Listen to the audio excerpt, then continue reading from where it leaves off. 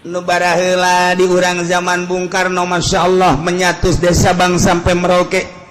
Bung Karno mah menyatukan umat, musyawarah jeung para penggede jeung para inohong tokoh-tokoh masyarakat, berbagai lapisanana politikus, ekonomi jeung ahli agamana, kiai diajak musyawarah, yuk urang nyatu nya hiji dari Sabang sampai Merauke, istimewana Bung Karno.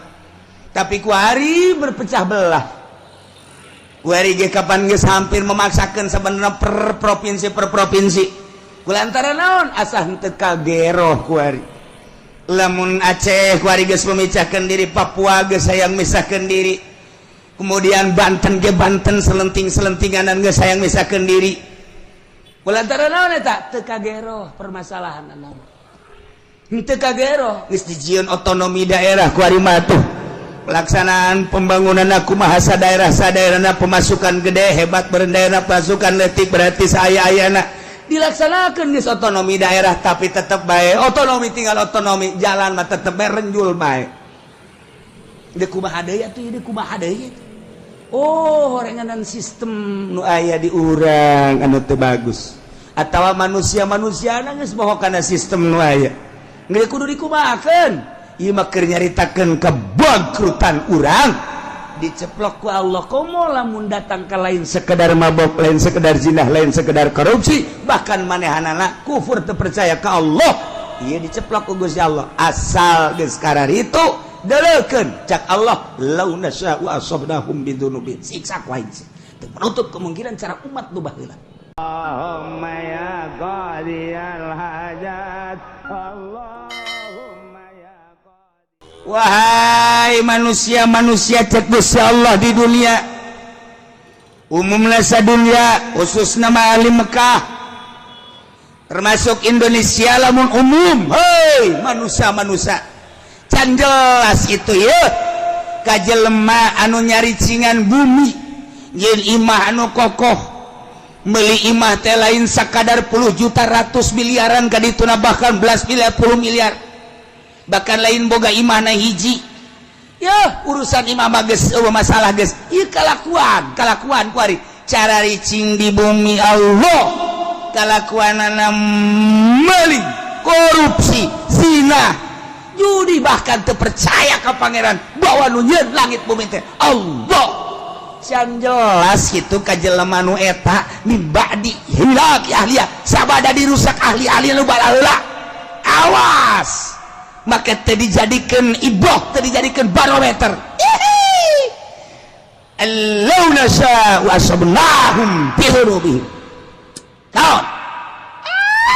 Sia lamun aing ngersakeun sarua aing nyiksa asia sakumaha dosa-dosa sia, namun sia dosana zina sarua jeung umat Kangjeng Nabi Lut ngadumling moal henteu ku aing disiksa seperti Kangjeng Nabi Lut umatna.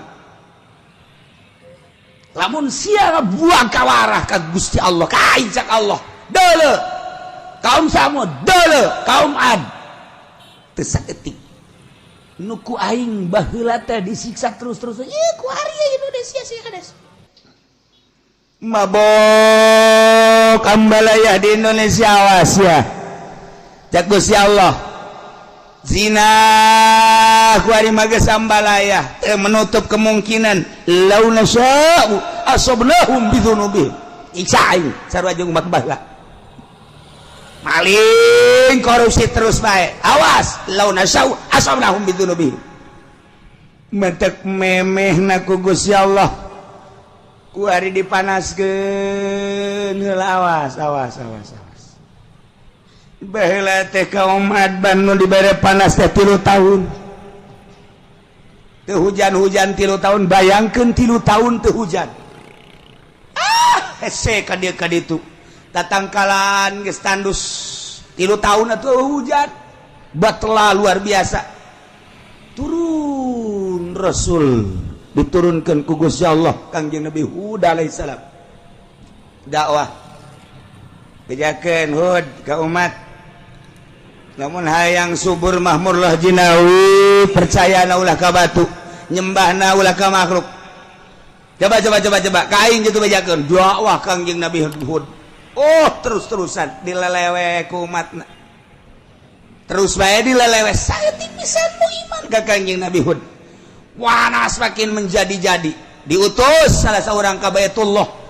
datang ka ditu ka Baitullah nu kamari didongengkeun teh ayalah kiriman teh mega mendung wah bararunga majar teh bakal hujan ternyata angin ngeglebuk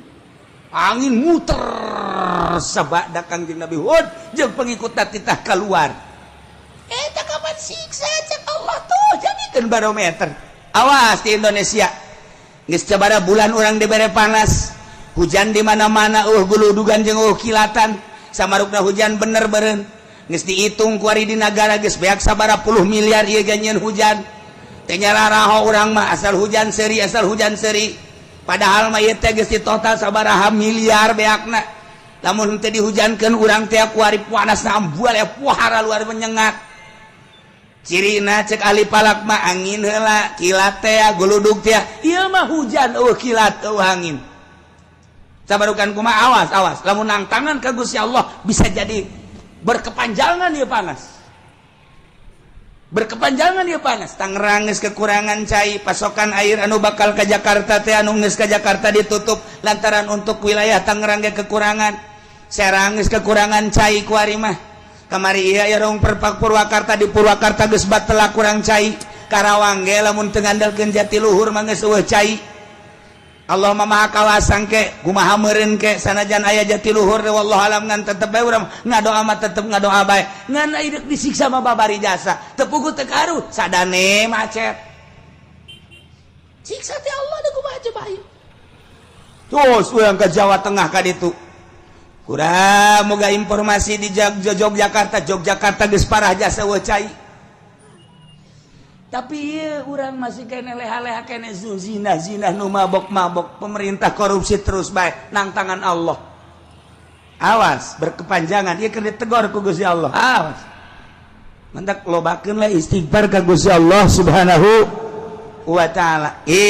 awalam yahdi apakah can jelas lilladzina yarithuna al-ardo ka jelema nu nyicingan bumi ieu nu mantak Gusti Allah teh make bahasana yarisunal ardo make yarisu matina warasa yarisu eta makan ngawaris aya ngawaris mah berarti kapan aya nu diwaris lamun bapa ngawariskeun ka anak aya anak eueuh anak mah meureunanan ka incu lamun incu anak eueuh aya meureun dulurna mamang teh uwah teh nah eta ngaranna ngawaris ieu ge ku bangkawara amat sia cicing di alam dunia na nangieun Allah sia ngawaris ka umat nu baheula zina sia ge kunaon zina deui bae nu baheula mabok sia kuari kunaon mabok nu baheula maling sia kuari kunaon maling mantak make bahasana yarisunal ardo pohara lamun dibongkar sakalimat na Al-Qur'an urang mangkat bulu dikiekeun dikitukeun urang mah macaanna bae ge kuari ge sararese ngadengikeun ge cangkeul padahal mah kurang kumaha kopi geus ngarokok geus bubur geus segala wuduk segala tetep bae ku ngadengenakeun cangkeul geus neuleuh deui ka jam bangun dek demo teh ka aing sia aduh Gusti Allah aku ento ngeta mun boga janji meureun neuleuh deui jam ieu janji aing jeung jahe tuh ieu bahasa yarisuna sia cicing neruskeun lalakon umat nu baheula zina disiksa umat nu baheula mabok disiksa ku Gusti Allah umat nu baheula maling disiksa ku Gusti Allah umat nu baheula kafir disiksa ku Gusti Allah awas sia ngawaris nu baheula sarua sia ge ku aing disiksa deui geus kasaksian ku urang kamari tsunami 200.000 manusia asahina jasa mobil single yang imah bangunan single enceng asahina jasa kabeh ge dunia jeung manusia seusina asahina urang neuleuh tsunami gempa Yogyakarta tsunami Pangandaran gempa Sukabumi Gunung Galunggung Yogyakarta gunung deui kuari ke batuk-batuk bae gunung deui sarua bae teguran ti Gusti Allah ieu teh ulah kejadian alam sakumaha nu kamari dicaritakeun ieu teh teguran ti Gusti Allah kuari panas teguran ti Gusti Allah Ayo siap Presiden Jokowi nek merubah tentang perekonomian sia nek beralih nu tadina Amerika kuari dek diasupkeun Hong Kong Cina kuari sia dek diasupkeun Cina kuari berangkat ya negara teh ayo sia Amerika tetap baik terus mendesak Cina geus diasupkeun ka urang geus dibuka lebar-lebar asup ka urang sementara jeung Amerika ge can selesai dolar ditaikeun ku Amerika tina 9 naik 10 naik 11 naik 12 naik 13 kuari geus 13,9 geus 14 ayo sia udag-udagan jeung aing berangkat sia Cina cek Amerika perang Cina jeung Amerika di negara urang ti perekonomian urang teh naon urang mah teh naon kok jadi kos kieu sih kok jadi kos kieu sih kok besi beli 2.000 ngajual bursa 1.000 kok besi beli 3.000 dijual 2.000 atuh ieu mah bebeakan ka kolor-kolor ieu mah lain gulung tiker gulung balik ieu mah tuh kira kumaha coba ieu perang urang teu nyaho bangsa Indonesia mah kulantaran bodoh atuh seserian bae bodoh orang Indonesia mah teu nyaho naon ieu teh keur perang Cina jeung Amerika di bidang perekonomian kulantaran perekonomian jadi tombaknya tolak ukurna perpolitikan teu jalan perpolitikan di urang teh teu stabil deuk kabangun kumaha lamun perekonomian macet kuari Cina kakarak dibuka asuplah ka urang produksi encan Amerika dikatukangkeun sedangkeun bahan baku beulianana kudu make dolar taekeun sia ku aing kaudag moal ku sia sementara hitung-hitunganana ahli ekonomi di urang teh encan mampu kos kira keberadaan anak nek kumaha sedangkeun jelema nyeun pabrik di depan eta teh make duit negara sekian triliun nah perpajakanana terus melambung teu kaudag ku nyana lantaran nyana teh pajak tanah pajak bangunan pajak ekspor impor ieu teh kapan kudu dipenuhi sementara dolar naik bahan baku kudu dibeli ku dolar Cina nyerang ka urang ieu da kumaha ieu produksi teh aing balik ka Singapura saeutik anu boga karyawan 8.000 nyesa tinggal 2.000 nu boga karyawan 20.000 nyesa tinggal 5.000 tinggal bangsa Indonesia nu teu nyaon kieu amat sih dek demo ka mana pelindung di urang mah demo teh urang demo ka DPR lagi keur puyeng aing boro-boro siap aing ge sarua bae ieu nah ieulah keberadaan Indonesia seperti kieu nah hakikat mah menang Allah keur dicoba heulanan urang mencarita hakikat syariatna aturanana Jokowi nu boga kuari keur diresapel kumaha perbaiki hayo coba menteri poh ieu ganti teu bakal gitu-gitu kene Nemadak Habibie ngomong terpuruk sepanjang sejarah Indonesia perekonomian saat ini lain cek aing cek Habibie kemari Habibie datang ke dia.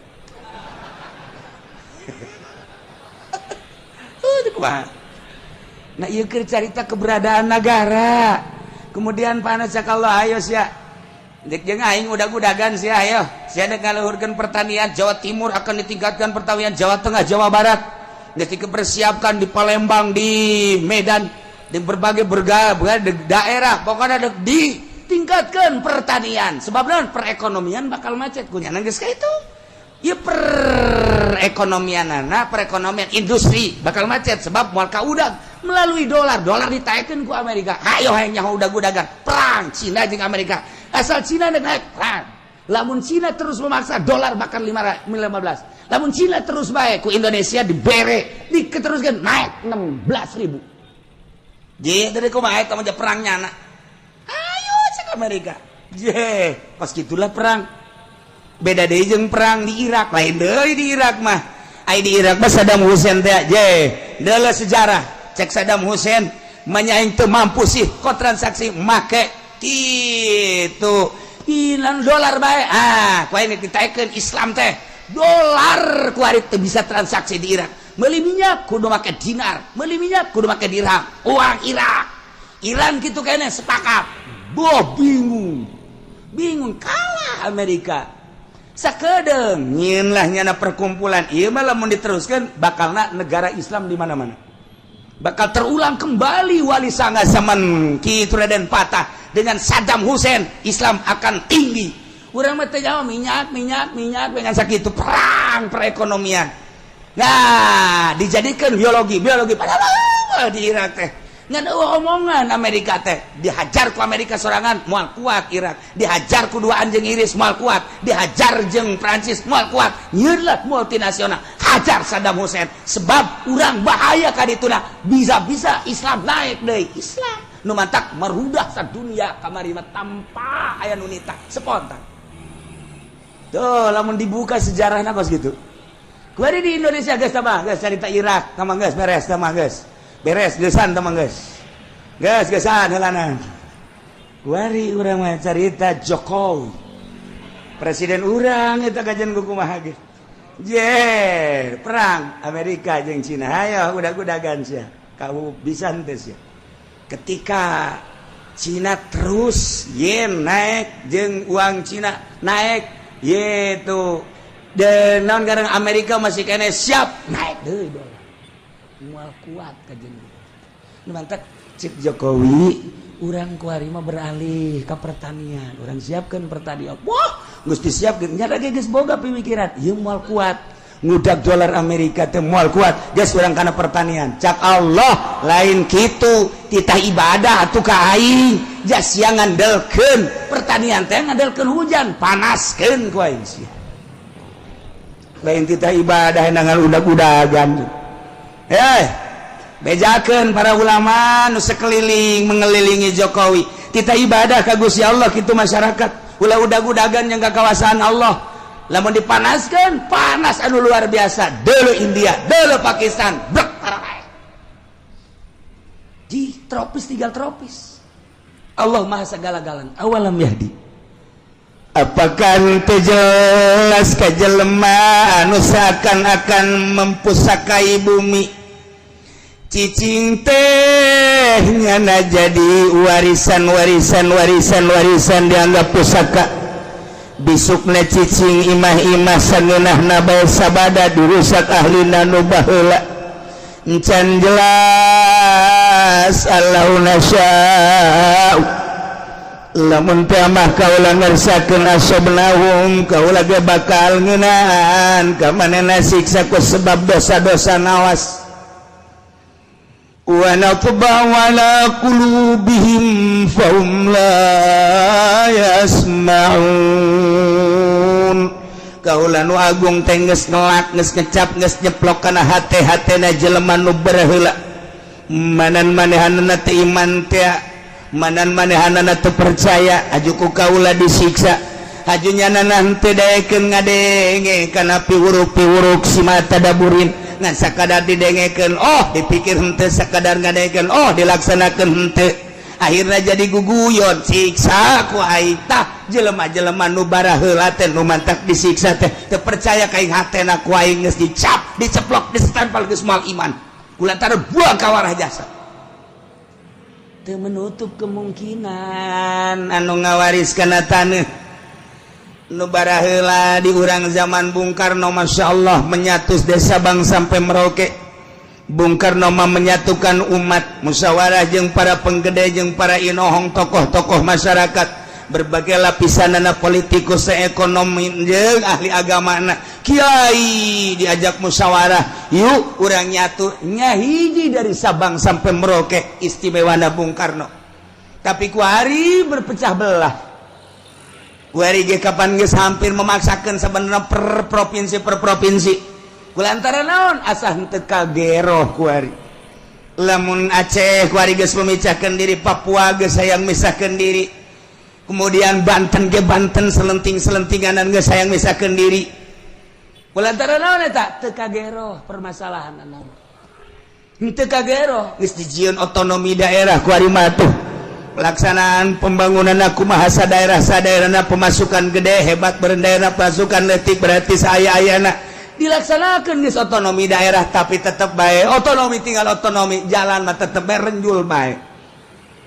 Deuk kumaha deui atuh deuk kumaha deui. Horenganan sistem nu aya di urang anu teu bagus atawa manusia-manusiana geus boho kana sistem nu aya.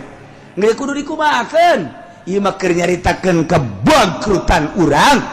diceplok ku Allah komo lamun datang ke lain sekedar mabok lain sekedar zinah lain sekedar korupsi bahkan manehanana kufur teu percaya ke Allah ieu diceplok ku Gusti Allah asal geus karar itu deulekeun cak Allah law nasya'u asabnahum bidzunubihim siksa ku aing teu menutup kemungkinan cara umat nu baheula jaga ku urang tina siksa Allah urangna babalik ka Gusti Allah subhanahu wa ta'ala tilkal quratuh kampung tuh negara tuh kota allati maradzikruha nu geus dicaritakeun tadi geus kaliwat naqussu alaika kaula nu agung nyaritakeun ka anjeun ya Muhammad he Muhammad min ambaiha tina caritaan-caritaan eta negara tuh dele ketika di Irak bangkawarah manusia setelah Kangjeng Nabi Adam turun di India kemudian anak baranakan Kangjeng Nabi Adam teh kemudian tas Kangjeng Nabi Adam Kangjeng Nabi Idris di Irak dilanjutkan ku Kangjeng Nabi Nuh alaihis tilkal quratuh kampung Irak tuh negara Irak Utara di situlah Kangjeng Nabi Nuh dilahirkan didinya lah Kangjeng Nabi Nuh dakwah di tengah-tengah masyarakat anu wow luar biasa biadabna didinya maling didinya zina saha nu gagah saha nu menang teu percaya bahwa langit bumi nangieun Allah Kangjeng Nabi Nuh diutus kita iman ka Allah disangsarikeun 950 tahun Kangjeng Nabi Nuh umurna 1000 tahun 950 tahun eueuh nu iman eta dakwah ya Allah ya Rabbi urang manyeun pondok kakarak 5 tahun eueuh nu mondok bae geus frustasi urang dakwah eueuh nu ngadengekeun bae geus frustasi deule Kangjeng Nabi Nuh 950 tahun eueuh ngan Kangjeng Nabi Nuh mah terus bae tabah diusir bala Kangjeng Nabi Nuh tidinya instruksi Gusti Allah nyeun kapal Kangjeng Nabi Nuh saling-sarikeun no ayeuna kapal mah deket laut lain di tengah-tengah negara sia mawana ka ditu kumaha jeung leumpangna kumaha kapal mah ayana di laut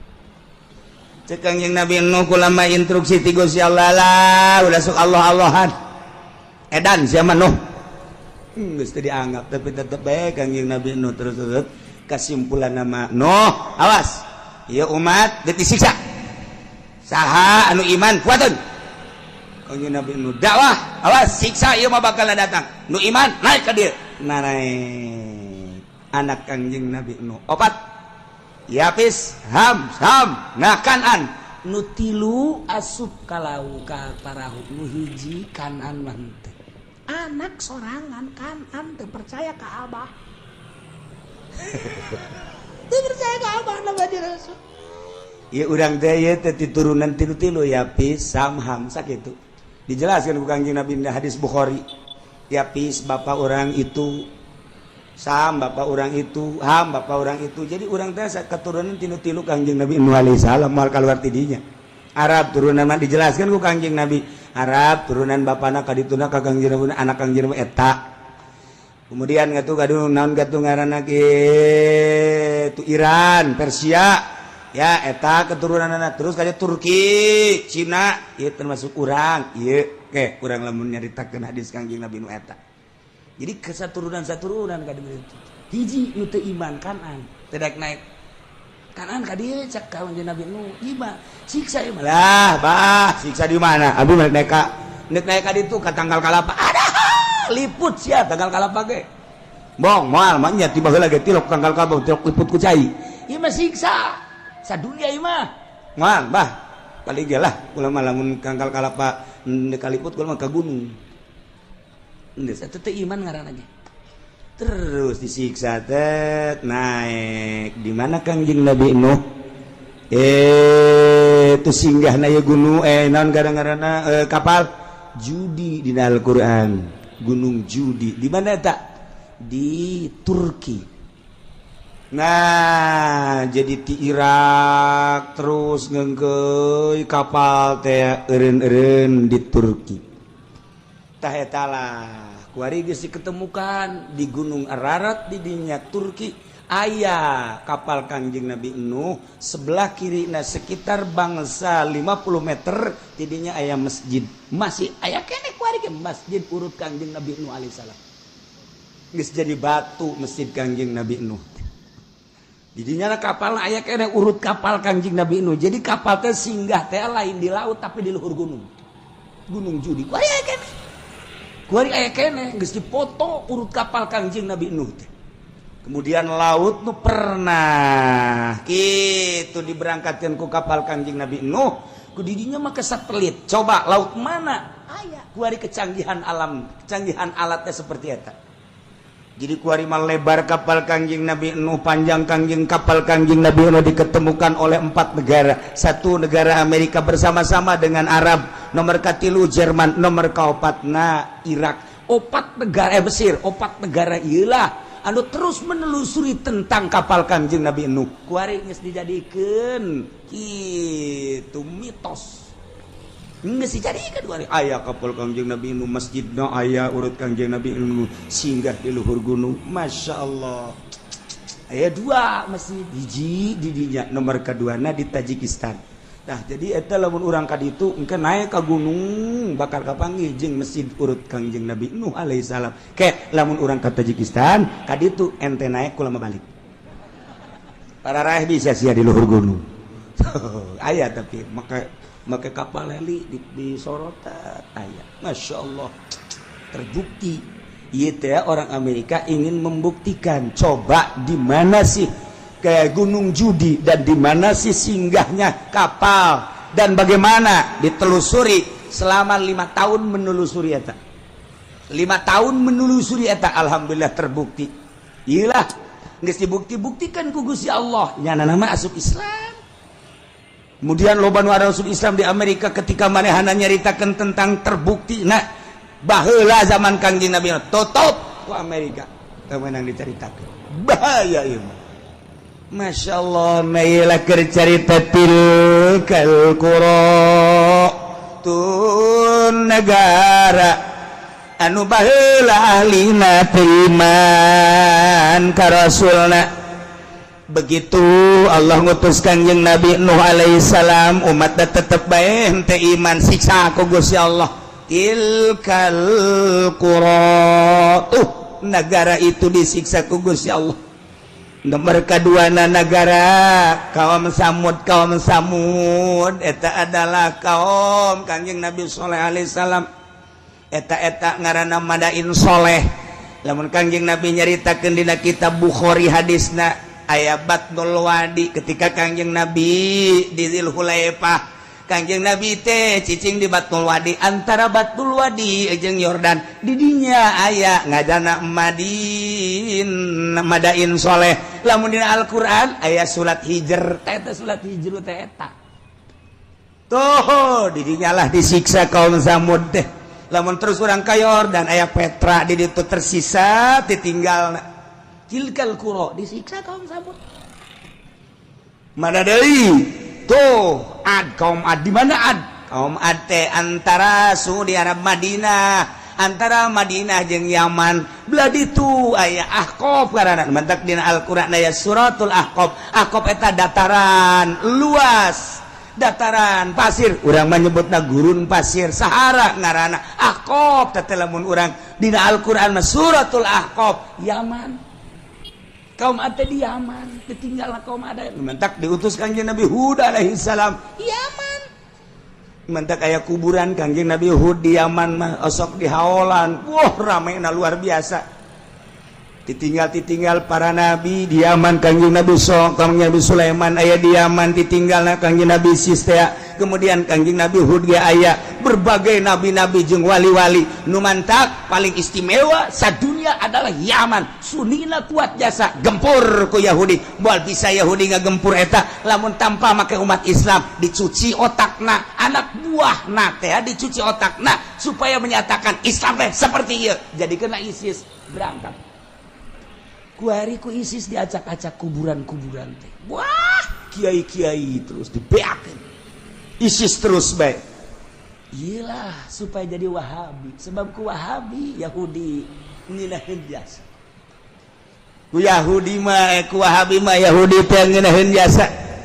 nek nyaplok nanaon ge itu hasil bumi teh ngeunaheun jasa selama make Sunni ortodok lamun di Irak mah Islam ortodok ahli toriko ieu bahaya urang teh teu meunang nyaritakeun tentang Tuan Abdul Qadir urang teu meunang nyaritakeun tentang Kanjeng Nabi urang teu meunang nyaritakeun tabaruk Yahudi teh ngaulahkeun hese ku Yahudi mah melalui Wahabi kos gitulah kuari asup ke Indonesia Wahabi Syiah asup mentak lobalah pertanyaan-pertanyaan mahasiswa untuk mempertanyakan kebenaran kewalian Maulana Hasanuddin mempertanyakan kebenaran kewaliannya Syekh Yusuf mempertanyakan kewaliannya Syekh itu Asnawi mempertanyakan kewalian Wali Sanga ketika orang nyaritakeun nyana wali apa dasar kewaliannya coba lamun tahun-tahun sabaraha naon ditinggalna nah ketika orang nyaritakeun Cirebon Syekh kitu Syarif Hidayatullah dideuleu ku urang keramikna dideuleu ku urang potongan bangunanana ieulah ngajadikeun mitos bakal didinyalah bakal kanyahoan tahun sekian maka dengan ayana kos kitu jelaslah kewalian Syekh Syarif Hidayatullah dihancurkeun kunyana supaya anak incu urang ulah bisa nyaritakeun di urang tidak menutup kemungkinan bakalna Cirebon hancur Wali Sanga kabeh dihancurkeun Banten ge nek dihancurkeun supaya kuari mah orang masih kena bisa nyaritakeun engke bukuna bakal dibeakeun kabeh beuleum rencana Yahudi seperti eta ulah sampaikan ka nyaritakeun karuhun-karuhun kewalian ieu nu mantak jadi kekuatan Islam teh nu mantak kuari Arab teu kuat teh lantaran naon lantaran nyana geus teu nyaritakeun di mana makom Siti Khadijah kuari geus teu kadeuleu di mana ditinggal Kangjeng Rasulullah geus teu kadeuleu malah kuburan Kangjeng Nabi ge deuk dipindahkeun jahat teh Yahudi ya Wahabi nurut bae deui da kumaha coba ieu nah mantap kuari digempur memeh Mekah jeung Madinah Kangjeng Nabi nu bakal diacak-acak engke Yaman heula sebab di Yaman lah loba ditinggal ahli sunnah wal jamaah nabi-nabi Irak geus hancur kuari Yaman dihancurkeun engke terus tas Yaman bejana ka Indonesia moncongna geus dikieukeun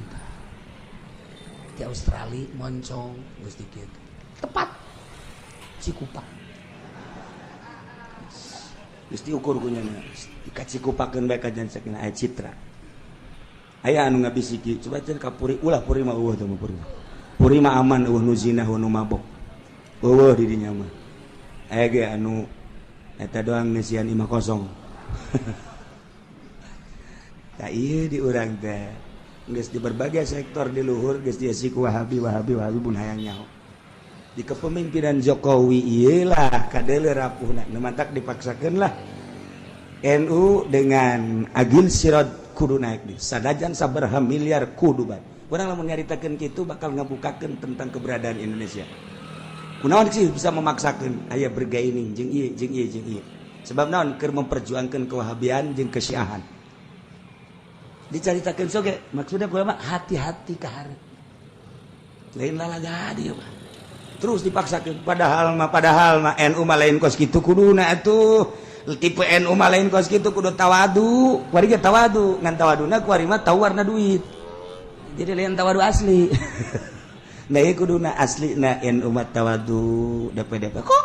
kuari main kos kitu lain sekedar lain nyaritakeun tentang keaiban NU tetapi keberadaan NU seperti etalah dipaksakeun kajen kumaha ge sebab naon aya nu diperjuangkeun di tubuh pemerintahan supaya sunni ieu rusak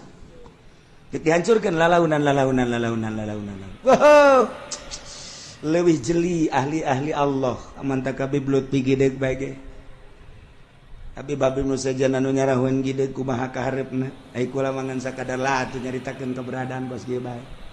sakadar supaya nyaho bae abeh urang hati-hati anak urang pasantren-pasantrenkeun si gade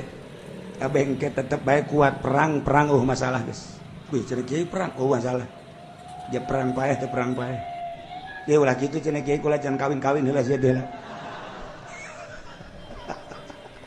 saya mikiran gitu bae sih mikiran hulu nu leutik hulu nu leutik kula bae ingat mikiran hulu nu leutik sok inget ka jelema ku boga pamajikan opat ya tangan ku nyana diatur cak nyana teh kieu nya pokona mah asal giliran sia datang ka imah aing ka dieu sia balik isu kana dia datang jadi awewe nu datang sebab ai mah pan boga pagawean dakwah teh dagang teh dan lain sebagainya geus sia kudu nyaho saya datang ka waktuna masing-masing geus itu persetujuan pemajikan opat oke gara-gara nama ieu tah hulu nu leutik aing jadi inget bae tungtung nama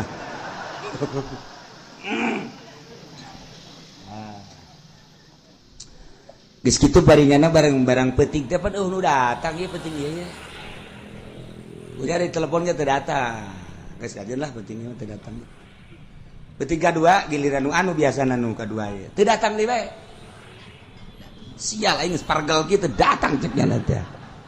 Nu katilu ge teu datang deui bae. Ah, majikan nu kaopat bebereun datang ieu teu datang deui bae. Masya Allah cek nya isi kunaon kieu teh. Opat ke opatna baru datang hiji-hiji aja salarial aja saja langsung nyono pas nu ngariung di lembur eta nu ngariung kebeneran nyana titah nyambutnya dulur-dulur sadaya geus esi nyambut nama nu sajan ngan nyana nyelipkeun urusan nyana itu biasa tanya ki pudol emang kitu penceramah jadi nyelapkan urusannya nak caknya nate ya kulama urusan sambutan manggis beres ya nya ngan ieu mah kieu saeutik mah dulur horenganan eta pamajikan ngaladenan salaki ganjaranana sarua jeung ngabunuh Yahudi 70 lamun pamajikan ngaladenan salaki berarti sarua jeung jihad fisabilillah ngabunuh pamajikan 70 beuh eta lamun sakali lamun salila hirup berarti alajur kabeh Yahudi. Ieu mah keur carita gede jasa ganjaranana. Eta pamajikan opat ngadengekeun BKB. Di imah jaheu nya horeng gede tah ganjaranna. Geus we balik ka imah tah pamajikan datang. Assalamualaikum. Waalaikumsalam. Ye, dia datang ye. Naon? Kula mah kabita ngadenge tadi kakak nyarita. Cek jana cenah ieu 70. Cek jana ganjaranana. Atuh ayo rasa sarere. Beres lah kula mah lantaran ieu mah tuh geus beres kula balik nya geus sabodo teh balik mah balik teu kebal datang deui nu hiji deui. Waalaikumsalam. Naon ya kade tadi kula ngadenge cenah 70 sarua jeung mehan Yahudi. Heuh bener atuh kula mah lah ieu mah hitung-hitung jihad bae. Hayo geus beres nu kadua nu kadua balik nu katilu datang le. Waalaikumsalam. Aya naon ieu penting-penting ade kula ngadenge tadi kabita ajaknya na sarua jeung ngabunuh 70 Yahudi kula ge hayang hayo atuh ayo berangkat deui beres eta nu kaopat dipaksakeun ku nya aju ngomong jaknya na beuh horeng lain Yahudi nu pae aing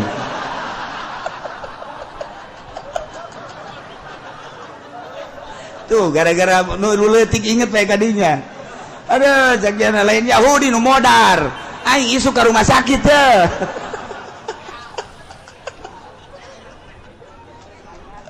Masya Allah karena geus teu kudu obat-obat hiji bae urang nu teratur ngan lamun hiji kurang ya dua lah masalah lah gitu. Ngan nu teratur rasa penting dihijikeun gitu atuh teu mah modarnya na tuh Masya Allah tilkal qura itu negara-negara nu tadi dicaritakeun teh aku kaula dicaritakeun ka anjeun Muhammad tina caritaan-caritaan ahlina itu tadi Kangjeng Nabi Nuh kemudian itu Kangjeng Nabi Saleh kemudian Kangjeng Nabi Hud umat tadi siksa al-Aqab nah etalah Kangjeng Nabi Lut Yordan terus ke belah itu urang endek gitu ka mana ka arah gitu Palestina didinya antara Yordan jeung Palestina didinya teh naik kadinya ayat tanah anu dibalikan ku Gusti Allah handap jadi luhur-luhur jadi handap tandus hidung kuari ge teu bisa didatangan panas nu dipager ku negara Yordan eta Kangjeng Nabi umat Kangjeng Nabi Lut umatna siksa nu mantep Kangjeng Nabi Lut na disalamatkeun ku Gusti Allah ti Yordan teh tinggal lompat ka Palestina salamat Kangjeng Nabi Lut ngan pamajikanana korban tuh lamun urang nyaritakeun tentang hidayah Kangjeng Nabi Nuh anakna teu iman Kangjeng Nabi Lut pamajikan teu iman Kangjeng Nabi urang mamangna teu iman Kangjeng Nabi Ibrahim bapana sorangan teu iman ya Allah ya Rabb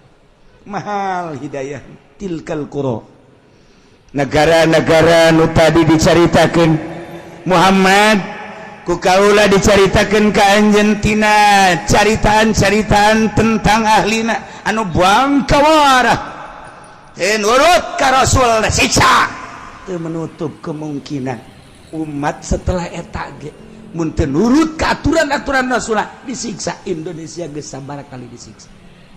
nu tadina Jawa nu tadina Banten jeung Sumatera ngahiji kuari jadi pisah lantaran Gunung Merapi jadilah Selat Sunda di dunia eta teh siksa terus datang ka dieu ka maut tsunami teh anu mun kurang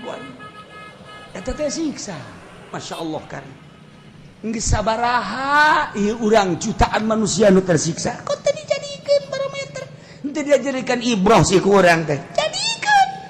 apakah can jelas kitu umat nu baheula disiksa tanjakeun ku ari nu Batak Tasikmalaya Galunggung disiksa tanjakeun kunaon eta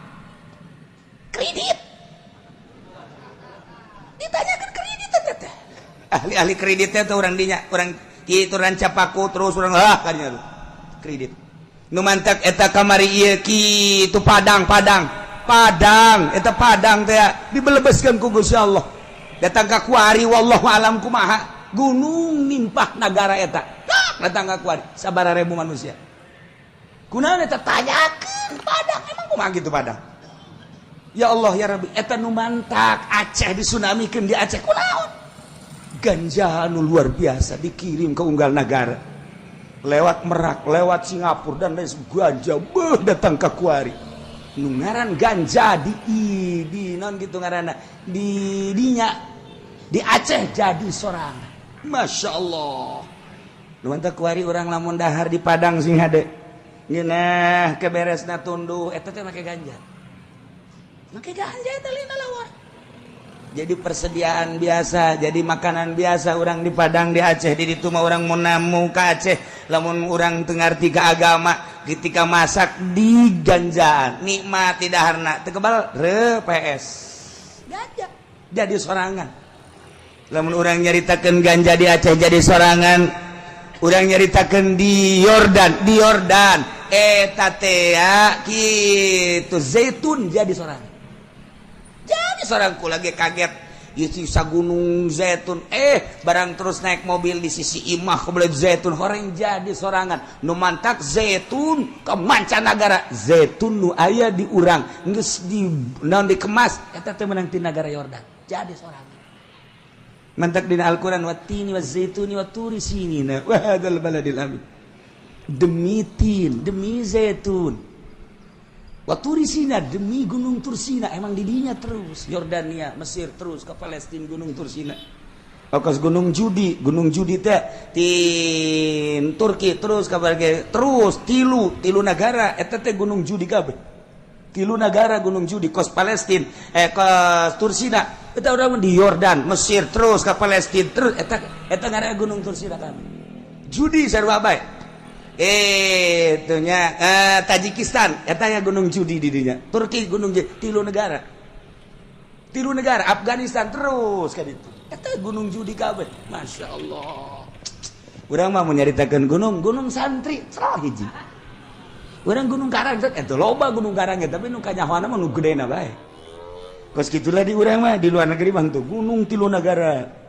urang kula nanyakeun mana ieu gunung Tursina sugan kula macel cara gunung santri horenganak ada kulu cekna Tursina Masya Allah kula nanya tak kagaidna ieu mana gunung Tursina gunung Tursina cekna ada kulu Tursina kabeh tursina teh di dieu datang Yordania Mesir terus ka ditu Palestina haja kullu tursina sekolah teh ieu mah aing lain etan mah ditanyakeun gae urut Kanjeng Nabi Musa mana gerib cek nya sakedeung deui pas sakedeung deui hees geus deukeut kan lantaran penting dibejakeun tah ieu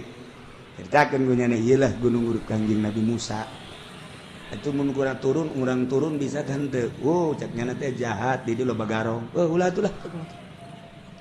peuting kebenaran lewat kadinya peuting ngan neuleu doang ieu dibejakeun gu nya ieu lah gunung Tursina urut Kanjeng Nabi Musa ngan lamun peuting henteu ngajamin keamananana sebab daerah dieu jahat-jahat keneh paingan aya polisi setiap mobil aya polisi dikawal ku polisi Masya Allah horenganan kejahatan anak luar biasa tilkal qura tuh negara-negara ieu keur carita negara-negara anu ku Gusti Allah dicaritakeun ka Kanjeng Nabi urang anu diturunan rasul-rasul urang mah jauh teuing urang nyaritakeun negara urang bae tuh Aceh jadikeun kumaneh contoh tuh Tasikmalaya jadikeun contoh tuh kitu Sukabumi jadikeun contoh tuh Padang jadikeun contoh kade ulah datang tai goyang tuh Yogyakarta kaum Kanjeng Nabi Lut boga kalakuan fahisyah latatuna rijala syahwatan min dunin nas nyana boga kalakuan nu geus ngabudaya ngadumling bool lalaki kabla dia nama lain bool lalaki bae bool bikang ge kadieu nama malah mah asal perboolan bae dahsyat tiba kaum Kanjeng Nabi Lut parah ya Allah na'udzubillah min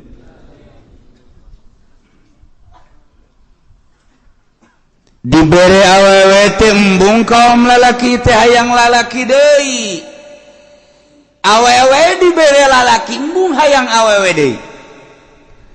jadi ku Gusti Allah teh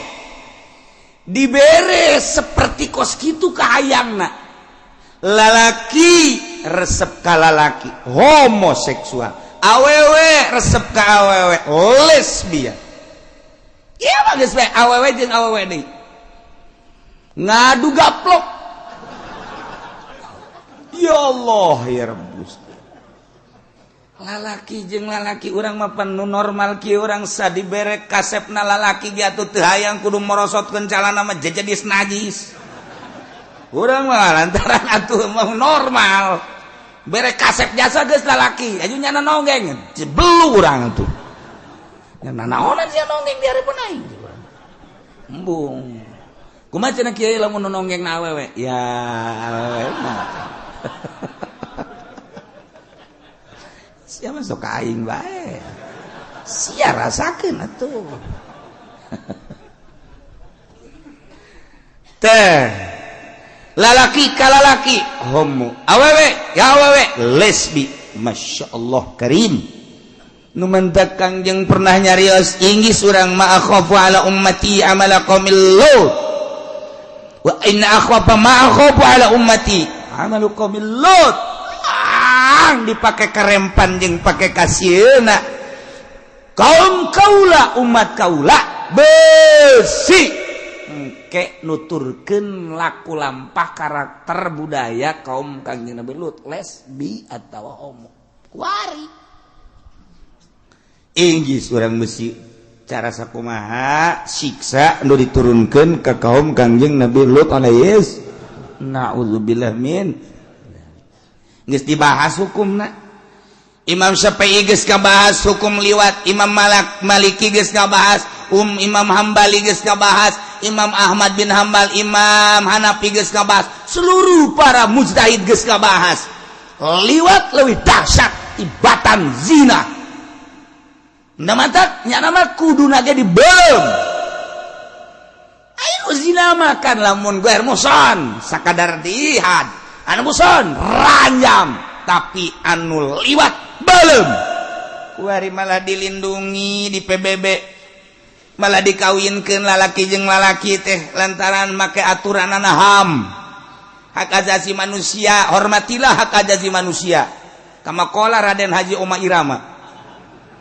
Nah iya di Indonesia engke bakal kumaha engke lamun urang milih DPR nu sambarangan bisa terjadi nuturkeun Perancis, nuturkeun Jerman, nuturkeun Inggris. Sarua hayang boga gitu hak asasina yang dikeluarkan, dilegalkan. Lamun di Indonesia sampai dilegalkan, detik kamanakeun beungeut kiai nu di DPR tah sih.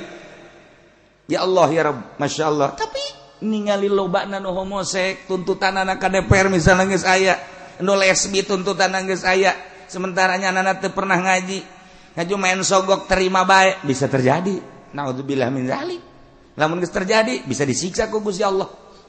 Kieu teh nu mabok sarua jeung ngundang siksa, nu zina ngundang siksa, nu judi eta teh ngundang siksa ka Gusti Allah. Sarua jeung abdi mah Gusti teu nurut ka Gusti, abdi mah dek korupsi bae. Lah pokona mah eta mah neuk disiksa ge kabehan ieu kajeun. Sarua jeung kitu. Ngan teu ngomong. Seakan-akan lamun ngomong teh kos kitu. Masya Allah. Nah, ya kaum Kangjeng Nabi Lut seperti kos gitu. Kangjeng Nabi Lut terus-terusan dakwah.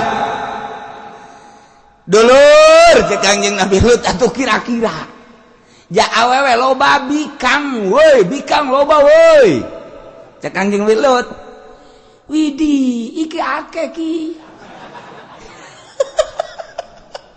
Geus berbagai bahasa Kangjeng Nabi Lut geus heseueun. Nggak saya iki wedon ake. Wih, si Romo yang kenal pote bae ge. Wih. Blon.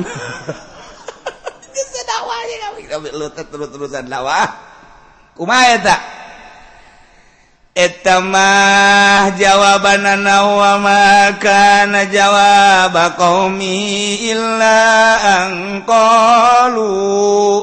akhrijuhum min qaryatikum innahum unasun yatatahharun.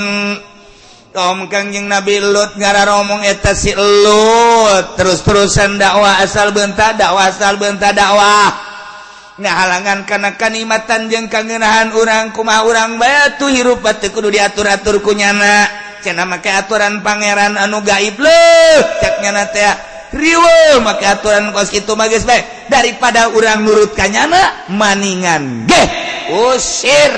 Lut jeung pengikut-pengikutna ti nagara urang. Akhrijo usir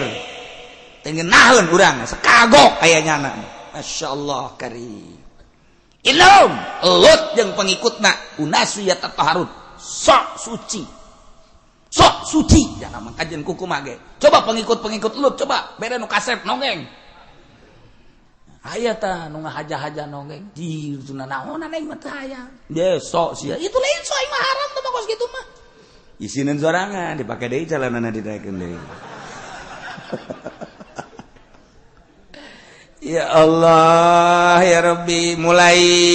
ndek aya pengusiran terhadap Kangjeng Nabi Lut jeung pengikut-pengikutna. Ieu di mana ieu? Ingat, ieu di Urdun, Yordan. Tepatna Sodom. Gororoh. Tak eta tah nu kamari simkuring ka ditu babarengan ka laut mati. Laut mati teh ya disebut Bahrul Maut, urang mah laut mati eta teh danau Lut terkenalna. Nu kuari Sodom teh ya terkenal di luar negeri mah ngaranna Sidim. Mun dina kitab tafsir ngaranna Sadum atau Sadum. Urang mun ngadenge urayan Sodom. Lamun urang maca tafsir Sadum atau Sadum. Lamun urang kuari ti para arkeolog ngadenge eta teh nagarana daerah Sidim. Tuh. Urang lamun ti Yordan terus ke arah Israel ka ditu, belok kanan kadinya ni dia aya laut mati. Kula jeung rombongan datang kadinya alhamdulillah. Kukula geus dibejaan bahwa ieu adalah tempat siksa, daerah siksa kaum Kangjeng Nabi Lut. Hati-hatinya terus betarurun kabeh ka laut mati wabeh ngararojai hayang membuktikan bener henteu ngambang bener kula ge deuk hayang tadina nu mantak hayang loba urang barat mara kesempak wah indah ye ceuk kula ye mantep ye lah ye kiih heula kula kiih kadinya tadi luhur sanggeus kiih keluar kapanggil jeung sosok manusia hiji jelema nyana datang nyekel we ka kula haza baladu urdun cek nyana aja dicekel sorban kula ku nyana dicekel sanggeus dicekel terus dipetakeun ieu cara cek nyana ieu cara naon gara-garana make sorban negara Urdun jadi kula mah cicing bae nyana anu terus bae mang metakeun ka kula ieu negara Urdun terus ku nyana dipakekeun tah ieu terus henteu teu neulekan kula mah nyana bae anu makekeun terus negara Urdun jadi diijazahan cek nyana geus beres tah aja suka cek nyana terus beres ieu lah ieu sorban pakaian negara Urdun diijazahan kula di pas WC keluar sakedeuk cak nyana ulah kaditu ulah turun ka laut ieu urut siksa Kangjeng Nabi Lut umat Kangjeng Nabi Lut ngan ngomongna bahasa Arab kula pajar ngobrol naon bae ku Haji Pedi jangan mah pan teu ngarti bahasa teu ngarti nya mah tuh jadi kula pajar ngobrol naon bae jeung nya padahal mah eta teh nganasehatan mun cara urang mah Pak Kiai jangan ke laut sana jangan mandi ini bekas siksa Kangjeng Nabi umat Kangjeng Nabi Lut cukuplah di sini saja atau ke belah sana geus dibere ijazahna kieu ye pulang lulus ka belah ditu barang ngalieu eueuh ca jelema eta mantak cek kula coba nu kolot-kolot mah ulah ka ditu ulah ka laut coba nu ngarora ge ulah lamun bisa mah mun geus teu katahan brek Haji Pendi ge geus buka calana geus naonan siapa kolot jadi eta kenang-kenangan di Urdun hiji di ijazahan maka sorban ala Urdun nomor kedua nyana nganasehatan meureun di hate kula rada aya tadina mah hayang rada aya hayang nama mumpung ka dieu tuh sok aju mumpung kan urang mah tapi eta nyana nganasehatan maka bahasa Arab ulah ieu urut siksa cek nyana teh amankan Pak Kiai arina kula jeung nu kolot-kolot mente alhamdulillah kula Haji Pendi, Haji Agus, Haji Rosidi anu bangsa teu laku ka awewe lah nu geus karolot aran teu atuh awewena ge loba nu henteu aya nu ngarora maka ditu bau kukula dibere waktu eta teh sajam setengah naraeknya poho asa jadi bangkong meureun kikieuan we nyana digorokun ge geus hese jasa supir ge seuri bae supir tuh masalah di ditu mah supir ge teu bermasalah artinya seserian cak ngomong urang nama cak ngomong urang supir ngomong ka kula asal geus asup ka laut ieu moal bisa sajam sebab naon merasakan keindahan kenikmatan laut moal bisa 3 jam budak pohara jasa eta mah tinggal urang bae ngarokok deui di dolo gegeroan urang jauh pon ti luhur ka handap teh endahan seserian segering teh ngeuseus sabodo sia bae atulah ngahiji jeung urang barat urang Indonesia urang Mesir urang mamana ngahiji jeung urang barat mah dilalaga ka hayangna nya make sempak doang pun sakieu nya paruti pan emang kiai neula ulah ngomong sia mah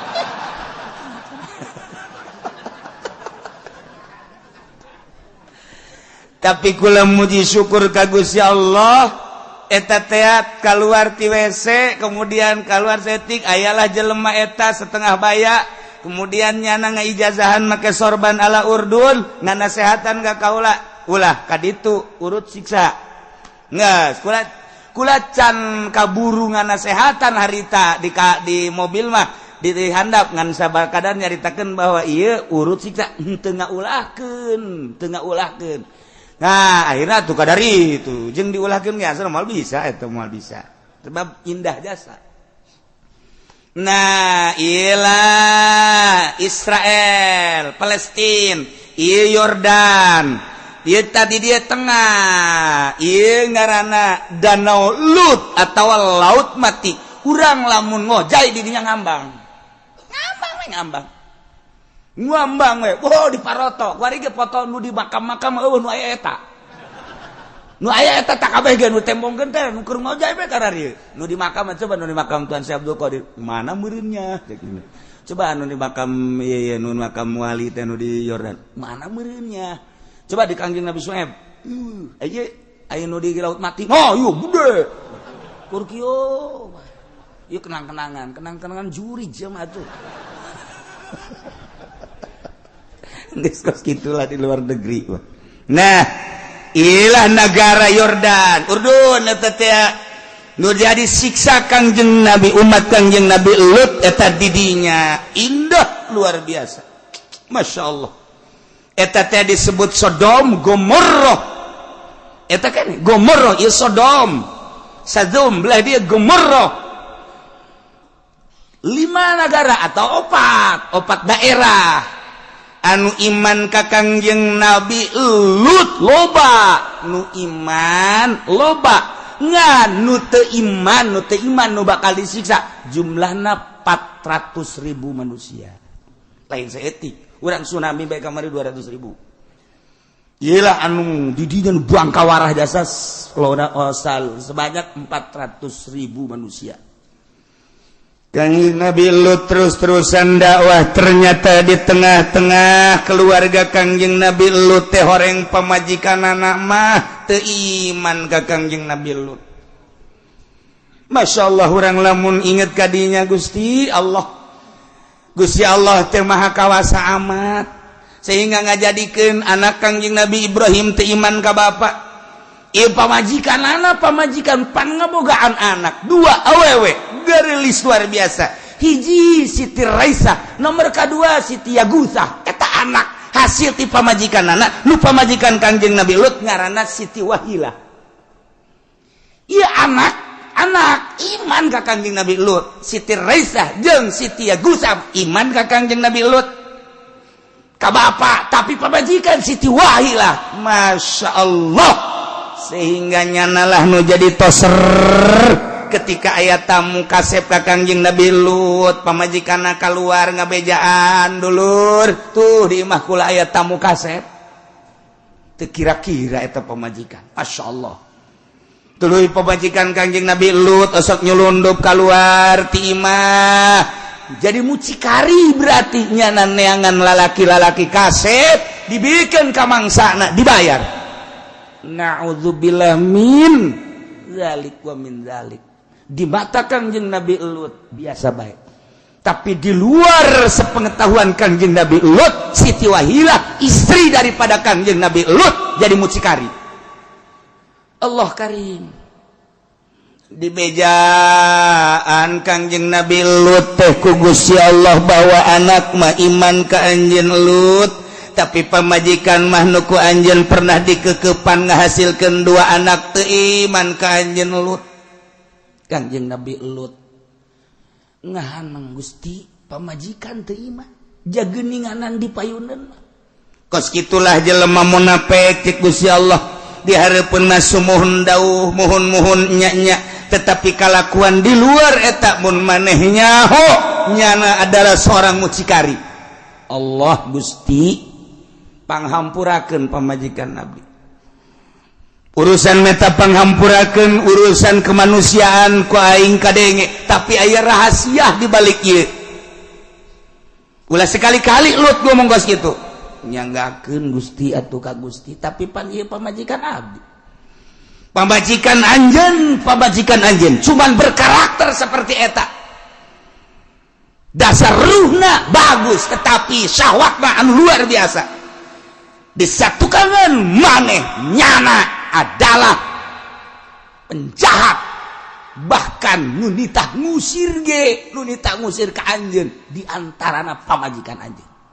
Masya Allah urang kan lamun ingat kadinya pohara jasa geus atuh aya kos kieu mah Gusti abdi mah deuk kumaha bae dakwah terus Lut dakwah terus 10 tahun 20 tahun 30 tahun dakwah terus kulantaran Kangjeng Nabi Lut dadek diusir beneran geus terkondisi bakal diusir jeung anu nuturkeun ka Lut Kangjeng Nabi Lut ngadua ka Gusti Allah ya Sedum negara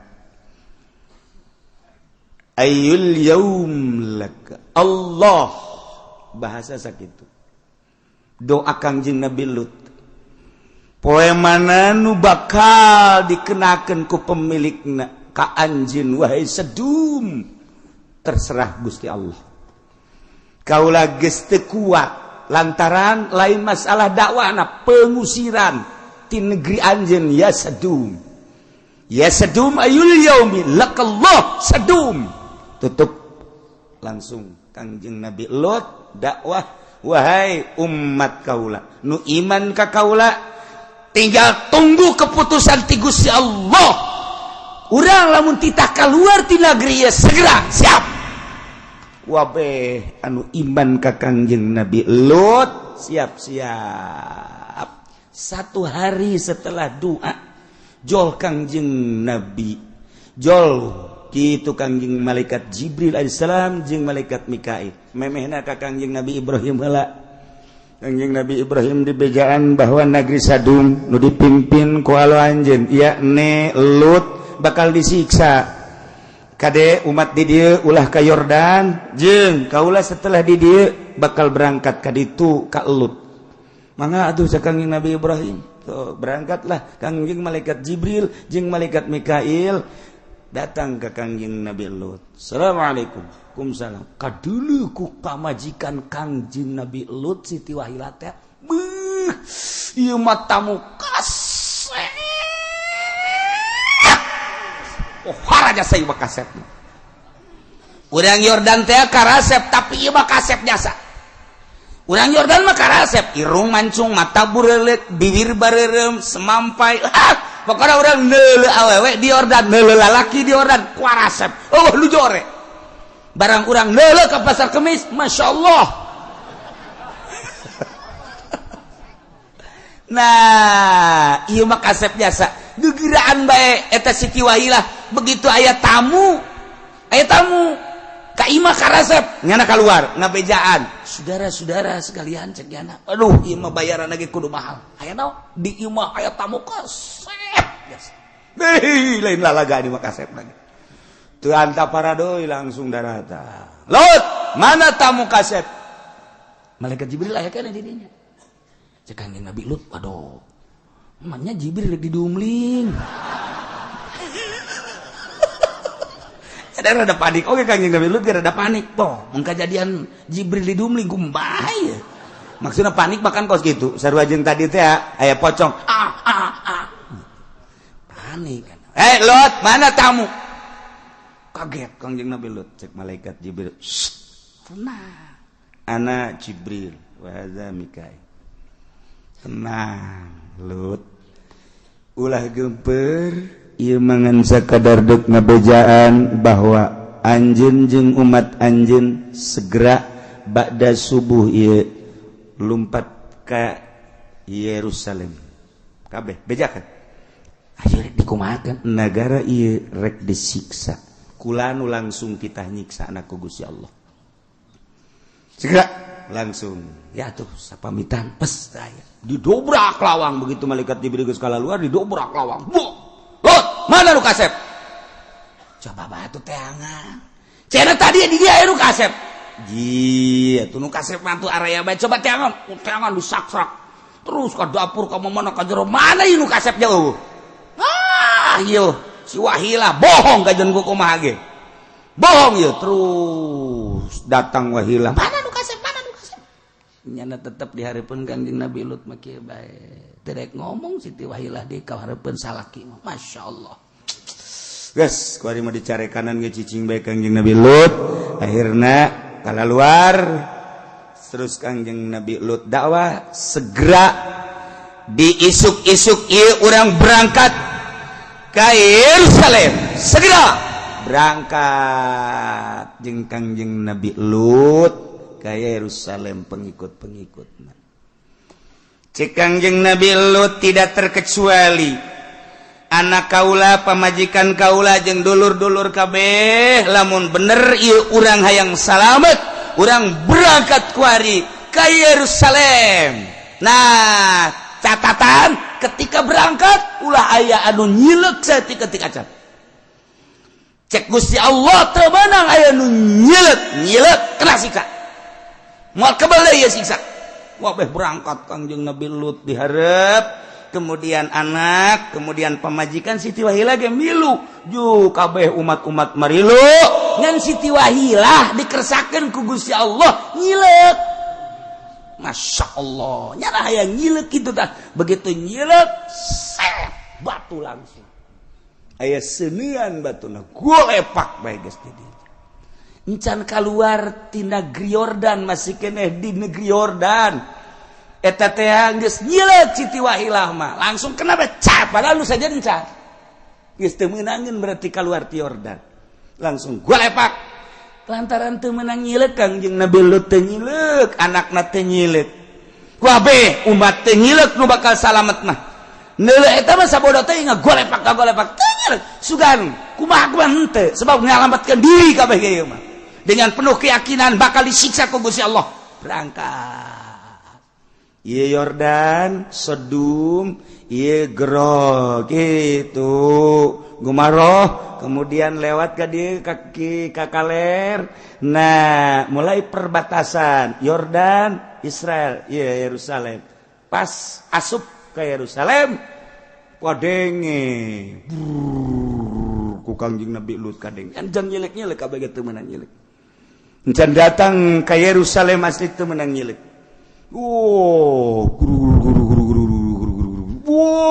wabeh kaget di Yordan kaget kabeh ke jelema oyag-oyagan bumi oyag lain lalagaan oyag di luhur galedeg si geleger ayat aya naon kitu batuna aya segelan ternyata ieu batu meunang ti neraka sijil bari ieu batu teh ti neraka sijil aya ngaranan hiji-hijina lamun jang haji pendi bae geus teu bisa nyana kaluar ti dinya geus ieu mah geus bae pokona mah aya ngaranan bae teh mah jang Aisyah jang Sarwiti geus aya ngaranan pesenan langsung ieu mah weh ti ditunggu encan pakalaluan encan kaharandap kakarak ngubeng bae di luhur batu ngubeng di luhur aya seunuan bos pohara jasa ditonton masa itu mah batu wah itu mah batu bitu meletus gunung Merapi meletus tuh ngaluarkeun gas ieu gempa oyag-oyagan Masya Allah dicokelah ku Kangjeng malaikat Jibril alaihissalam make tungtung jangjang sabada gunung Merapi meletus ngaluarkeun gas begitu pula batu-batu sing jelegur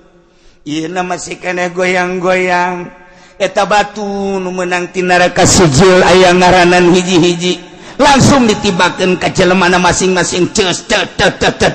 dicokel ieu taneuh ku tungtung jangjang malaikat Jibril alaihissalam diangkat ka luhur datang ke malaikat nu aya di langit ngadenge kana suara kotok kongkorong geus datang ka luhur ku malaikat Jibril dibalikeun brus ka handap nu di luhur jadi dihandap nu di dahandap jadi di luhur manusia nu aya di dinya langsung arasup ka neraka kos kitulah siksa nu ditibakeun ka kaum Kangjeng Nabi Lut alaihi salam fa anjayna wa ahlahu illa imra'atah kanat minal ghabirin wallahu a'lamu bimaradi fa anjayna maka nyalametkeun kaula nu agung ka Kangjeng Nabi Lut wa ahlahu jeung ahlina Kangjeng Nabi Lut yakni anakna nu ngaran Siti Raisa jeung Siti Agusah bahkan ahlahu teh jeung masyarakat anu iman ka Kangjeng Nabi Lut alaihi salam illam imra'atah kecuali pamajikan anak yakni Siti Wahilah anu teu iman ka Kangjeng Nabi Lut anu ku Kangjeng Nabi Lut tita kaluar babarengan syarat ulah nyileuk asal nyileuk kena siksa nyana mah tersiksa di Yordan keneh kanat minal ghabirin pamajikan Kangjeng Nabi Lut mangaran Siti Wahilah minal ghabirin termasuk salah satu jelema anu tetap kena siksa di jero negara Yordan siksa wa amtarna alaihim matara Gusti Allah Subhanahu wa taala nita malaikat ngahujanan ka kaum-kaum Kangjeng Nabi Lut alaihi salam mataron yakni hijarat sijil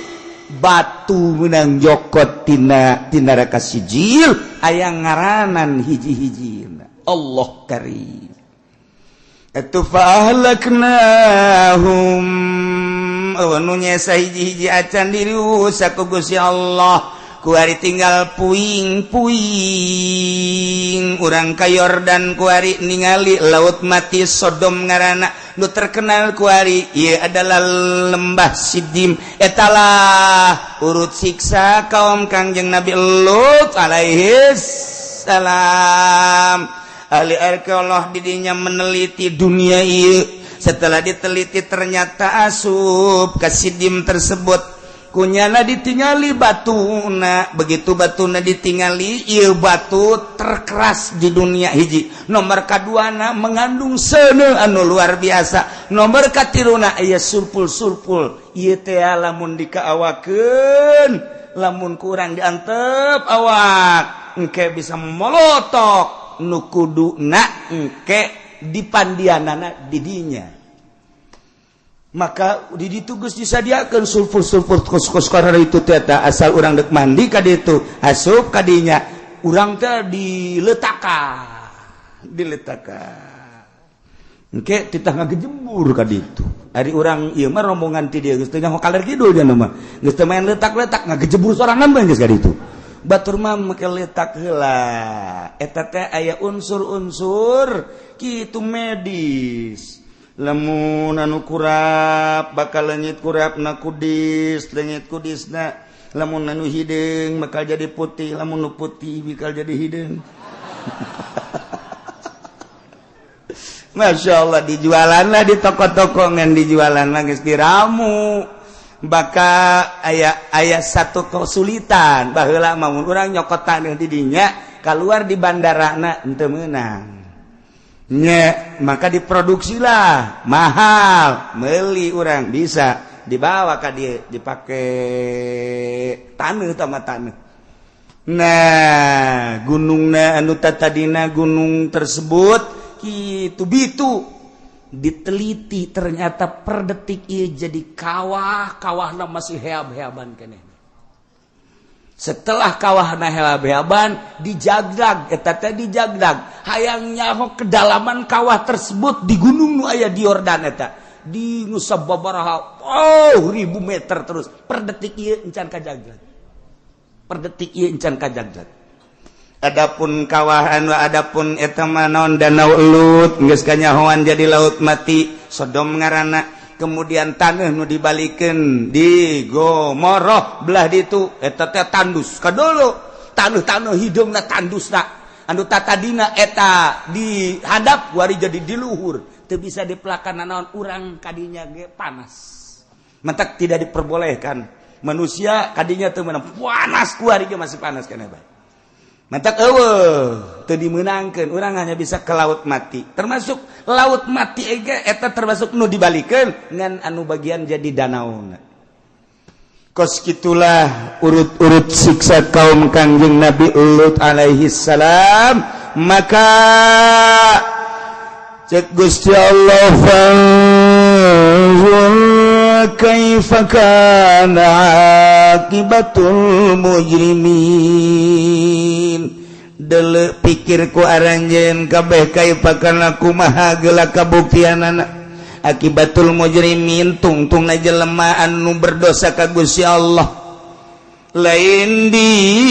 Yordan bae andai kata di Indonesia lamun terus-terusan teu ibadah ka Gusti Allah teu iman ka Gusti Allah mabok dikembangbiakeun zina dikembangbiakeun kemudian judi dikembangbiakeun maling korupsi dikembangbiakeun ieu teu nuntut kemudian teu nuntut kemungkinan urang disiksa cara kaum Kangjeng Nabi Lut alaihi salam cuman urang ngadoa naudzubillah min zalik ngalindung urang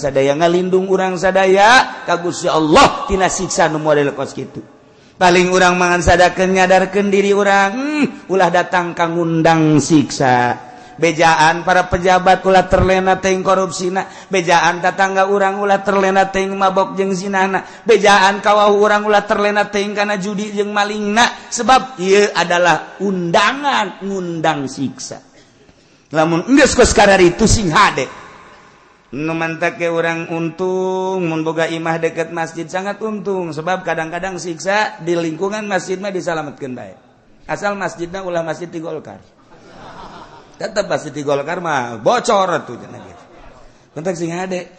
yen kantor makeun bae make duit ti pemerintah yen berbagai kegiatan mah baik tapi masjid mah amankeun jang panyalindungan masyaallah urang lamun ningali kejadian-kejadian tiba heula datang ka kuali anu negara dirusak eta mah tempat ibadah aya bae hiji nu diamankeun Aceh eta masjid sakitu poharana kena tsunami aman jeung di berbagai negara-negara anu disiksa ku Gusti Allah tempat ibadahna diamankeun ku Gusti Allah Itali hampir sarua jeung kaum Kangjeng Nabi Lut ketika disiksa ku Gusti Allah digempakeun aya satu bangunan masjid leutik aman ilah kemodelan anak supaya orang ningali fanzur kaifa kana akibatul mujrimin tuh anu saudara rosak mah acak-acakan datang ka kuari umat Kangjeng Nabi Lut teh disiksa terus baik dislangsung ka neraka sijil masyaallah karim mentek kurang makruh ka urut-urut siksa kos kitu teh endek ningali bae jang sakadar nganyatakeun ayat tetapi haju menikmati mangojai dirinya makruh hukumna ketika urang datang ke petempatan urut siksa neuleuh bae cuman urang ulah haju didinya menikmati mah sebab eta urut siksa sanunya hongket timbul siksa deui kos kitulah umat Kangjeng Nabi Lut alaihis anak Kangjeng Nabi Lut salamet dua Siti Raisah jeung Siti Agusah istri Kangjeng Nabi Lut Siti Wahilah cilaka lantaran teu iman kemudian Kangjeng Nabi Lut di Yerusalem setelah selesai Allah sapoe eta nyiksa geus beres sapoe eta Kangjeng Nabi Lut ngadatangan Kangjeng Nabi Ibrahim kebenaran Kangjeng Nabi Ibrahim di Yerusalem didinya di Palestina ngobrol Kangjeng Nabi Lut jeung Kangjeng Nabi Ibrahim di Palestina setelah ngobrol 10 hari kemudian instruksi ti Gusti Allah Kangjeng Nabi Lut supaya kembali deui ka Yordania maka Kangjeng Nabi Lut pamitan Kangjeng Nabi Ibrahim di Palestina pamitan Kangjeng Nabi Lut ka Yordan deui beserta putrina 2 jeung masyarakatna. Begitu datang ka Yordan maksudna naon? Ulah batur bae nu titah neuleuh. Anjeun, dulur anjeun, tetangga anjeun, kerabat anjeun nu geus disiksa. Panjur, beuleuh ku anjeun.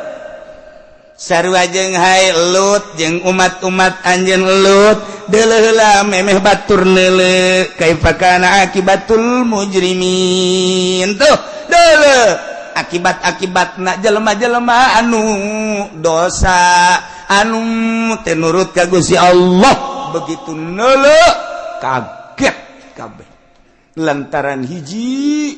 ieu kuari geus jadi danau Sodom nu tadina kota eta laut mati teh kota Sodom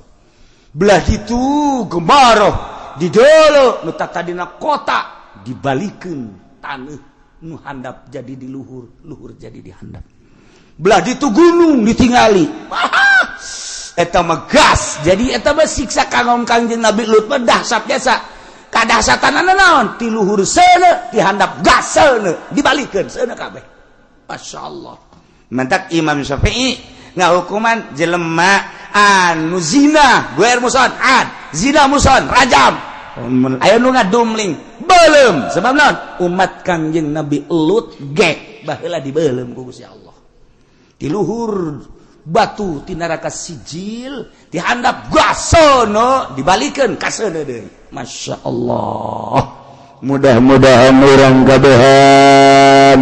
bisa mawas diri sehingga orang bisa tobat ka Gusti Allah tina berbagai kesalahan-kesalahan orang khususna orang kabehan umumna umat manusia nu aya di Indonesia mudah-mudahan diberi tararobat ku Gusti Allah Subhanahu wa taala pejabatna diberi tobat pedagangna diberi tobat pengusahana diberi tobat buruhna diberi bisa tobat petanina kiaina seluruhna bisa tobat sehingga orang aman tina siksa Allah Subhanahu wa taala jeung bisa ningkatkeun ibadah orang ka Gusti Allah sehingga orang di akhirat disalametkeun menuju surga Allah Subhanahu wa taala.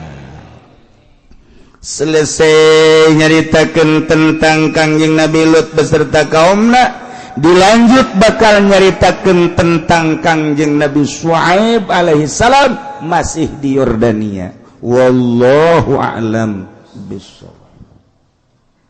Bismillahirrahmanirrahim wa wajadulan muyangna sajaron qadiman ing batu kang lawas min ayamil jahiliyati saking pirang-pirang dina kang bangsa jahiliyah maktuban alaiha kang dan tulis walai ngatas hajar lapad bahar wapir mufalatun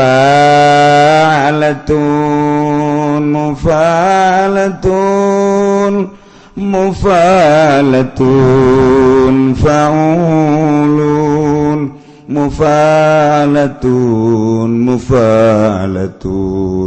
mufa'alatun fa'ulun ngaranna bahar wapir not balok wapir tarjum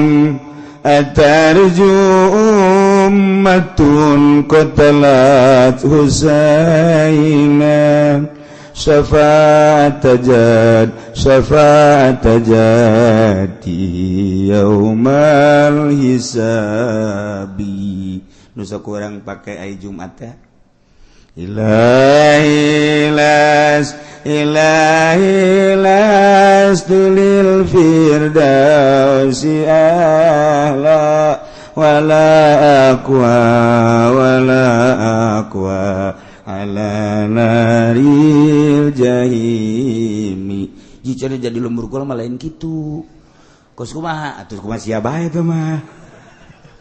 ilahilas tulil firdausi ahla wala aqwa ala naril jahimi rabli tau eta mah saru anjing naik kebo uncak-uncakan kotek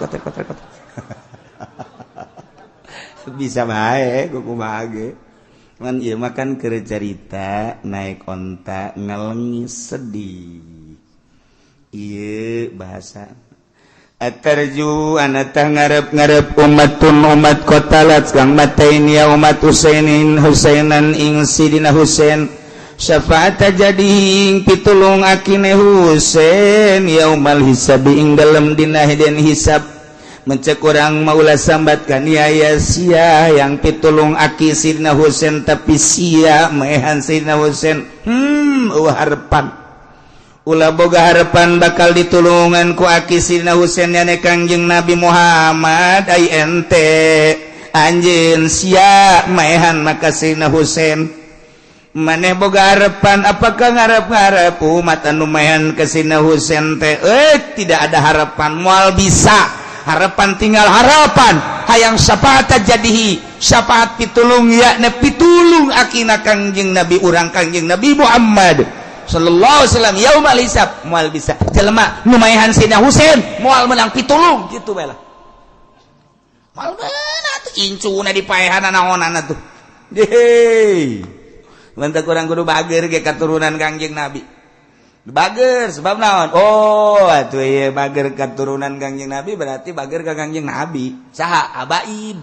para habaib para syarifah tah mun aya syarifah rangda bageran cuma karangda bae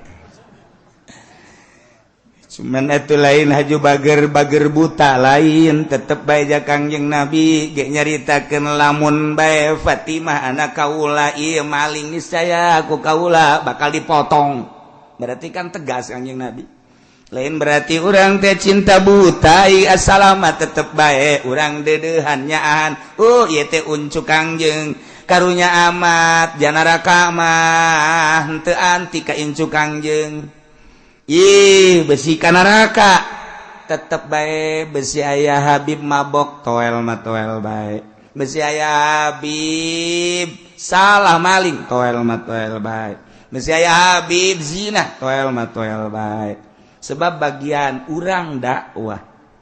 tetep bae adapun nurut jeung nurut eta mah urusannya kacinta urang teu kahalangan ku dakwah tetep bae ai salah mah tu salah bae ja urang teh make aturan Kangjeng Nabi kemudian aturan Kangjeng Nabi na dirumpak ku incuna atuh urang deuk kumaha maknya urang nu dititanuturkeun Kangjeng Nabi aya aturanana ieu Quran ieu hadis haju incuna salah urang cicing bae teu bisa kitu tetep bae toel bae tuh nya muntak ieu baharna Atarju ummatul qatalat Husainan syafaat tajad di yaumal hisabi Bu mun pamajikan urang kebenaran masantren haji bisa ngabahar atuh ngeunaheun urang dek sare dinyanyian ku pamajikan urang masyaallah aju di ayun-ayun urang kunyana aduh mantep jasa urang di ayun-ayun kunyana bari nyana nyanyi urang geus lep-lep aju tambangna digunting guprak ragag teu beres tambah pamajikan ya Allah waruya wallahu a'lam bissawab.